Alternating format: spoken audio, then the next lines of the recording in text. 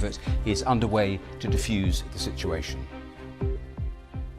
Well, let's stay with that story. Let's speak to Getachew Reda, who is a spokesman for the Tigrayan People's Liberation Front. The rebel forces that we've been reporting are now close to the capital, Addis Ababa. Thank you so much for being here on the BBC. I want to get your reaction, first of all, to what the Prime Minister has been saying in the last 24 hours, that he will bury his enemies with our blood and bones. Well, we have seen this movie several times over. Abiy's stock in trade has always been vowing to bury his enemies. That would include people, that would include children. This time around, he's been making similar vows for 4 months now. We have been able to reverse whatever gains he had in Tigray, and now he did impose a deadly blockade on the people of Tigray, and we decided to do everything within our power to make sure that siege is broken. I'll come back to that. We continue to take up. I'll come back to that siege. And I can only say that Abiy is making the same vow, except that this time around he's not going to fool anyone. Briefly on this point, you tweeted that the state of emergency that is imposed is cover to jail or kill Tigrayans at will. Is that what you think is happening when the government is talking about arresting friends of terrorists? Exactly. He often doesn't mince his words. In fact, his supporters have been making it abundantly clear that the state of emergency is another smokescreen to kill and jail more Tigrayans, simply because they come from the wrong part of the country. They have nothing to do with our movements. They have nothing to do with supporting our movements. They've been plying their trade, doing everything they could to survive in Addis Ababa. They have been suffering in the hands of security forces. Now, the government, what is little left of the government, has instituted a state of emergency specifically to target Tigrayans. And they have been rounding them up by their thousands, and we have every reason to suspect that people, Tigrayans, would get killed, summarily executed here and there. We've seen the rebels. We'll have to do everything.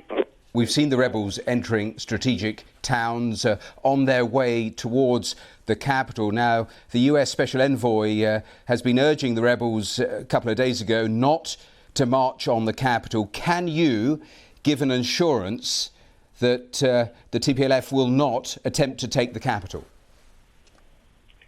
Well, it is not a question of taking the capital. We're not particularly interested in marching on the capital for the sake of seizing power. We are not interested in territorial ambitions. Our interest and our only objective is to make sure that Abiy does not continue to threaten our people anymore. If marching on Addis is what it takes to make sure the threat from Abiy is neutralized, then we will. Sorry, the line was difficult to be clear on that. Were you saying that you will potentially go into the capital, or you give the assurance that you won't? We will potentially enter the capital. For us, marching on the capital is not about taking over Addis Ababa and seizing power. It is about making sure that Abiy's threat of continued genocide on the people of Tigray doesn't exist anymore. So you say that, though. You say that as justification, but the problem here is the Prime Minister already has urged people, called them to arms. If your fighters enter the capital as well, there is huge potential for terrible consequences, is there not?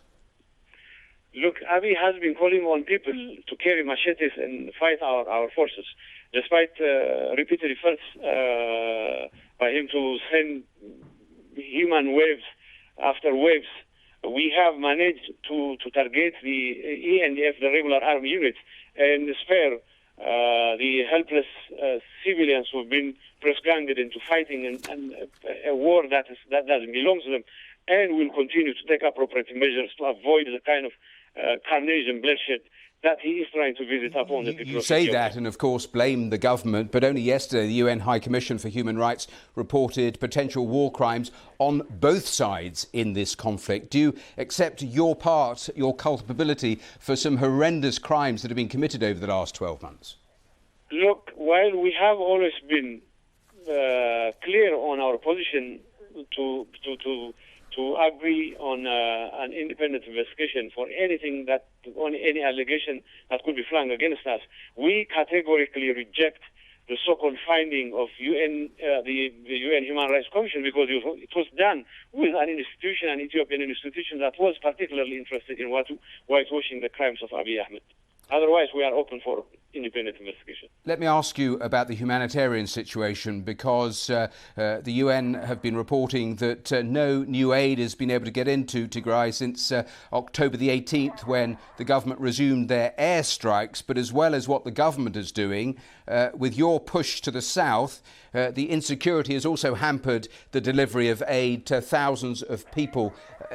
Can you give any assurances on that, on the humanitarian side, that what you are doing is not making the situation worse? In fact, let me tell you this. When we took over Kombolcha, we found out that there is a significant amount of food aid in warehouses that belong to WFP, OCHA, CRAs, and all those humanitarian agencies. So the first order of business for us was to make sure that these warehouses are secure, and we have communicated OCHA and other humanitarian agencies to resume their aid activities, and we'll extend whatever support is necessary to make sure that these UN agencies continue to carry out their activities as peacefully and as smoothly as they can. So yes, we will give assurances that they can continue to carry out their work unhindered. And of course, we owe it to our people to make sure that there is, in fact, this unfettered access to humanitarian aid that has been hampered by the government of Abiy Ahmed.